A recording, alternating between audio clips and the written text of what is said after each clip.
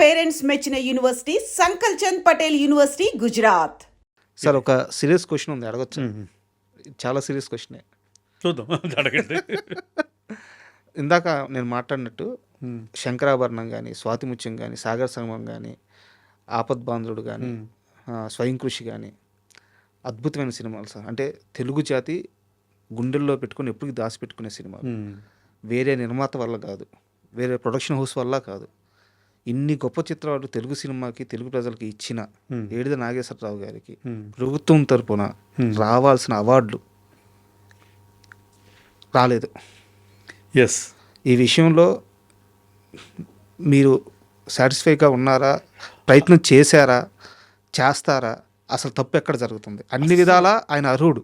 అవునండి, అస్సలు సాటిస్ఫాక్షన్గా లేవుంది ఎవరు కూడా. ఎందుకంటే అప్పుడు మన ఆంధ్ర గవర్నమెంట్ దీంట్లో ఇది రఘుపతి వెంకయ్య అవార్డు సార్ వచ్చేసిందని ఆల్మోస్ట్ ఆల్ బయట ఇది మొత్తం అన్ని తీసుకెళ్ళిపోయారు. ఇదంతా లాస్ట్ మినిట్లో ప్లే చేసి ఇంకొక వ్యక్తికి ఇచ్చారండి సార్. ఇచ్చారు.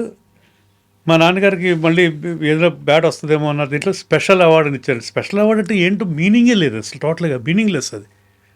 బట్ అవార్డు తీసుకున్నప్పుడు ఫుల్ అప్లాస్ నాన్నగారికి వచ్చిందండి. అది ప్రభుత్వం తరపున. ఇది చాలామంది అప్పుడు అన్హ్యాపీ టోటల్గా. అది ఇచ్చిన వ్యక్తి కూడా మరి ఏం జరిగిందో ఇవన్నీ. సో అలాంటి అవార్డ్స్ మనకు వద్దు. ఇది దాదాసాహెబ్ ఫాల్కే అవార్డు అయితే మాత్రం లాస్ట్ 3లో ఉన్నారు. నేను ఓకే, నాన్నగారు, ప్రాణ్ గారు అండ్ అది బెంగాల్ పెద్ద ఆర్టిస్ట్ అండి ఆయన. దానికేమో 5 ఓటింగ్లు ఉంటాయంటండి. అది టోటల్గా లాస్ట్కి వచ్చేటప్పటికి దీంట్లో బెంగాల్ ఆయనకు వచ్చేసింది అనమాట. సో ఆయన ఉండగానే ఇది మిస్ అయింది అనమాట. ఇది దాదాసాహెబ్ ఫాల్కే అవార్డు. బట్ ఎన్నో గొప్ప గొప్ప పదవులన్నీ చేశారు ఈయన. నేషనల్ అవార్డ్స్ చైర్మన్గా, ఫిలిం ఫెస్టివల్, అదే ఇండియన్ పనోరమా దానికి, అండ్ స్టేట్ అవార్డుకి ఒకసారి చైర్మన్గా, అండ్ సౌత్ ఇండియన్ ఫిలిం ఛాంబర్కి 3 సార్లు సెక్రటరీగా, ట్రెజరర్, ఇలాగన్నీ మంచి మంచి పదవులు ఇవన్నీ చేశారండి.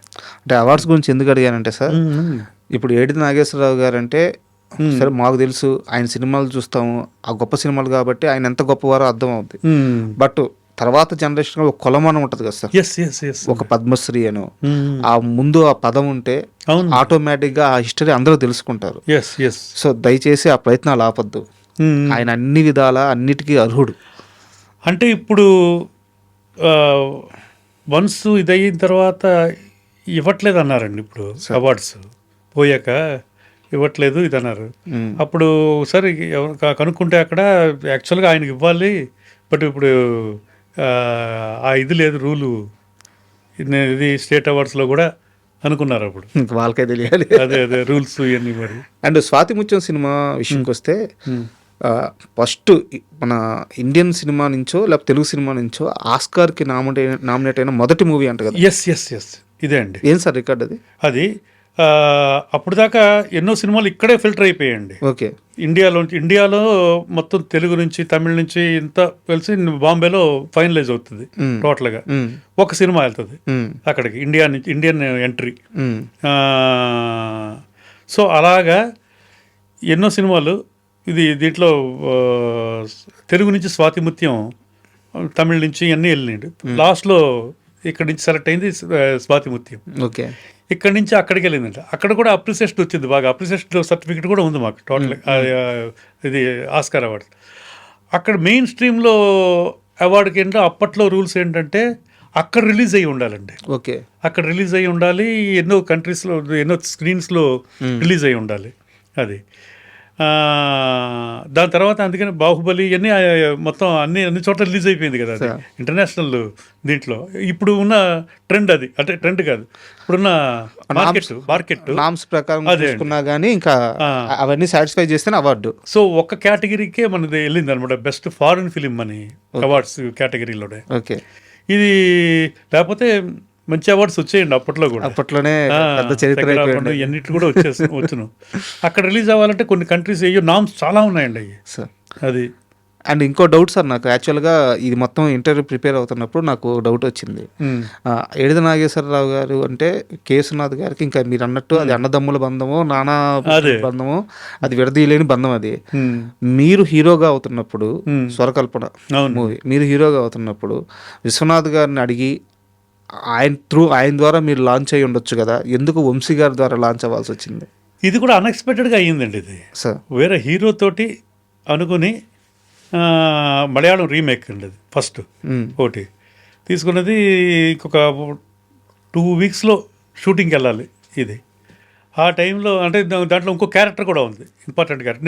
నేను తమిళ సినిమాలు కొన్ని మంచి క్యారెక్టర్స్ చేశాను తమిళ్లో, రిలీజ్ అయినవి కూడా పెద్ద హిట్. హీరోగా లాంచింగ్ గురించి నేను అడిగేది. హీరోది అదే, అప్పుడు సెకండ్ హీరోగా చేశాను తమిళ్. అది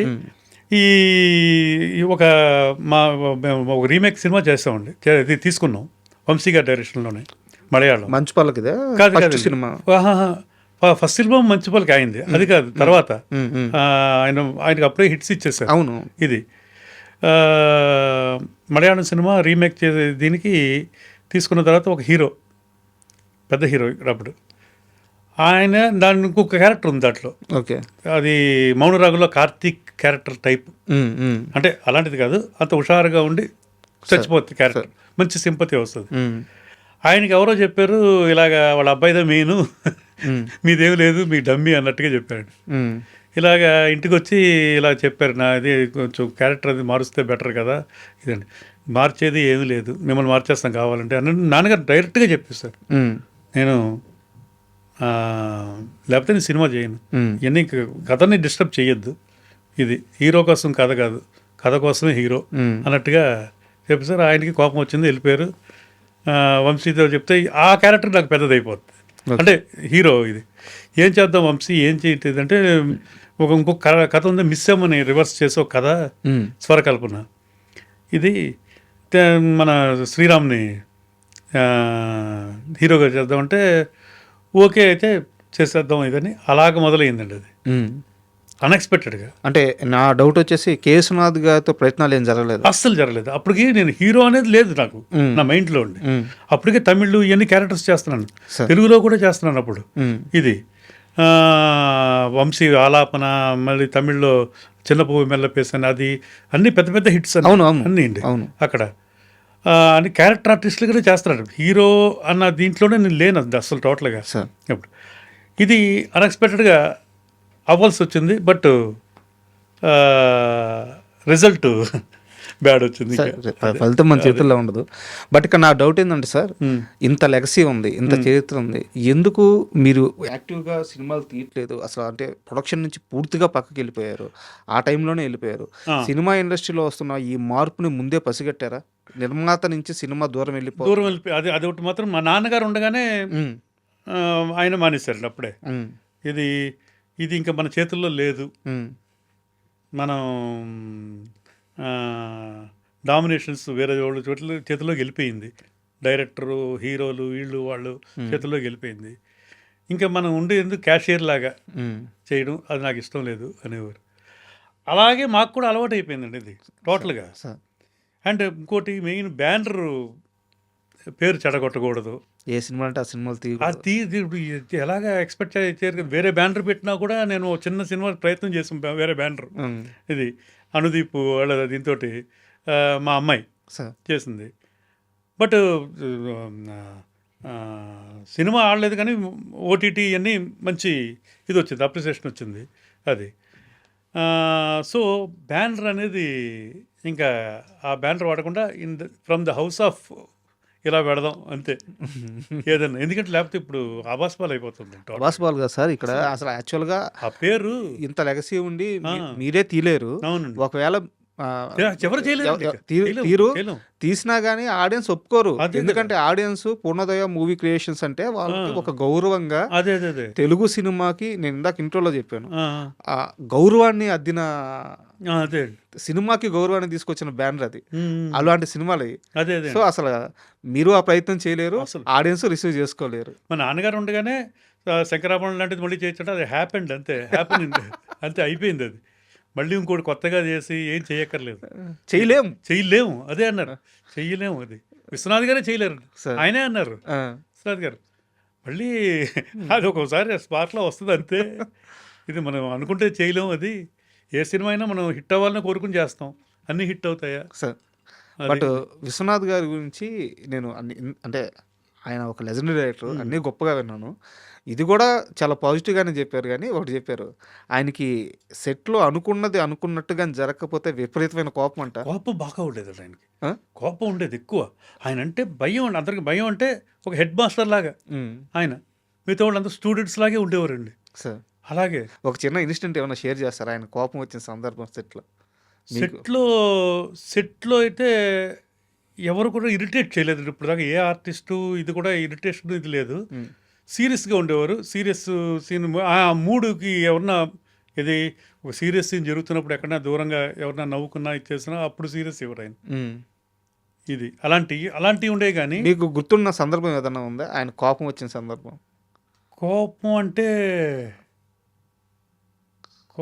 అంటే అలా ఎక్కువ ఏమి లేదండి పెద్దగా. అంటే సీరియస్గా ఉండేవాడు ఆయన. ఇది ఎవరి మీద అరిచేయడాలు ఇది లేదు. ప్రతి ఒక్కరి మీద రెస్పెక్ట్ ఉండేది. రెస్పెక్ట్ ప్రతి ఒక్కరికి. అంటే ఎక్కడ ఢిల్లీ వెళ్ళాము మేము ఫెస్టివల్కి. అంటే ఆయన గురించి చెప్తున్నాం కొన్ని. ఆయన నాన్ వెజ్ తినరు, అంటే మేము నాన్ వెజ్ ఇవన్నీ. ఇది ఆయన ఉన్నారు కదా అని ఇదిగా అంటే అక్కడ వెజ్ ఏదో చెప్తే ఇక్కడ ఫిష్ బాగుంటుందంట, అది బాగుంటుందంట, తినండి మీరు. లేదు నాన్నగారు, లేదు డైరెక్టర్ గారు, ఎందుకు మీ ఎదురుగా మీరు తింటారు కదా, మాకు పర్లేదు, ఏదో ఏం లేదంటే, లేదు తెప్పించుకోండి మీరు తింటారు కదా అని. ఇలాగా అంత బోల్డ్గా ఉండేవారండి ఆయన అసలు. అలాగే ఆర్టిస్టులకి ఆయన చెప్పే దీంట్లో ఒక 10% మనం చేసిన మంచి పేరు వచ్చేస్తుంది. స్వాతిముత్తిలో నేను చేసింది అంతే అండి. నాకు అప్పుడు ఏమీ తెలియదు, చాలా తక్కువ నటన ఇదంతా. ఇది ఆయన చెప్పిన దాంట్లో చేసింది దాంట్లో ఒక 15 to 20% చేసుంటామండి అంతే అండి. అంతే. అందుకనే వీళ్ళందరూ కమలాసన్ వీళ్ళందరూ ఆయన దాన్ని ఎలివేట్ చేసుకుంటూ వెళ్ళిపోతారు. ఆయన ఒక హింట్ ఇస్తే దాన్ని అలాగా చిరంజీవి గారు వీళ్ళందరూ. అండ్ సెట్లో ఎంత పెద్ద నిర్మాత ఉన్నా సరే, అంటే నాకు తెలిసి నేను వినింది ఏంటంటే బాలసుబ్రహ్మణ్యం గారు, ఏడిది నాగేశ్వరరావు గారు, ఆయన వద్దకు వెళ్ళి ఏమన్నా చెప్పాలంటే ధైర్యం ఉండే మనుషుల్లో వీళ్ళిద్దరు.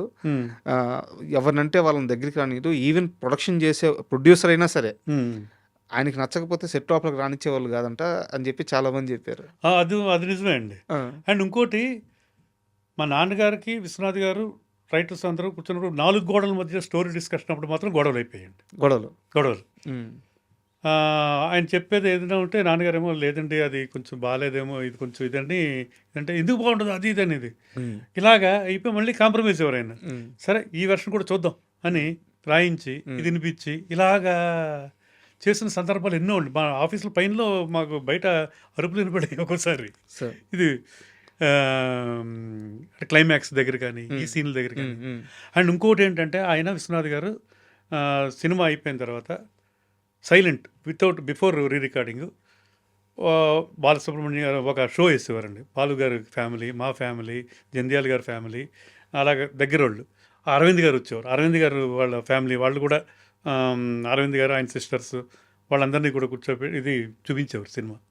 నిర్మోహమాటంగా అందరినీ, ప్రతి చిన్న దీంట్లో. అప్పుడు మా వయసు చిన్నదే కదా, అప్పుడు నన్ను కూడా అడిగేవారు, నీకు ఏదైనా బోర్ కొట్టిందా, అది ఇది ఇక్కడ ఇది ఎలా ఉంది అది ఇదని ప్రతి ఇవన్నీ తెలుసుకుని ఇదండి. దాని దగ్గరగా ట్రిమ్ చేసేవారండి ఆయన. అలాగే సినిమా అయిపోయిన తర్వాత, రీ రికార్డింగ్ కూడా అయిపోయిన తర్వాత వెళ్తున్న అది రిలీజ్కి ముందు రోజు వరకు కటింగ్లు జరుగుతూనే ఉంటాయండి. ఇది మొత్తం అలాగే స్వాతిముత్యంలో 4 సీన్లు నాయి లేపేశారు. నేనేమో అలిగాను, మీవే లేపేశారా? నా నాన్నగారు, అదే విశ్వనాథ్ గారు నాన్నగారు అనుకున్నారు, లేపేశారు అంతే. సొంత కొడుకు అది. నాకేమో కోపం. ఇది అంటే నాన్నగారు అన్నారు, నాకు నువ్వు ముఖ్యం కదా సినిమా ఇది అని, ఎంత ఉండాలో అంతే ఆ క్యారెక్టర్కి అని. అలాగా ఉండేదండి. ఇంట్లో కూడా ఫైట్స్ అలాగే ఉండేవి. అది ఏదైనా సినిమా ఇదంటే చూసిన తర్వాత ఇది బాగాలేదు అది బాగాలేదంటే నాన్నగారు కన్వే చేసేవారు ఆయనకి. ఆయన స్పోర్టివ్గా తీసుకునేవాడు అండి ఆయన. బా. ఎక్కడ కూడా ఎందుకు బాగుంటుందో అది కానీ ఎప్పుడు వాయిస్ రైస్ అయింది లేదండి. సార్ ఆలోచించేవాడు అలాగా, ఓకే అలా అంటున్నారా చూద్దాం ఇది అని కట్ చేసి మళ్ళీ చూసి అలాగా అంతలాగా ఉండేదండి ఆయన.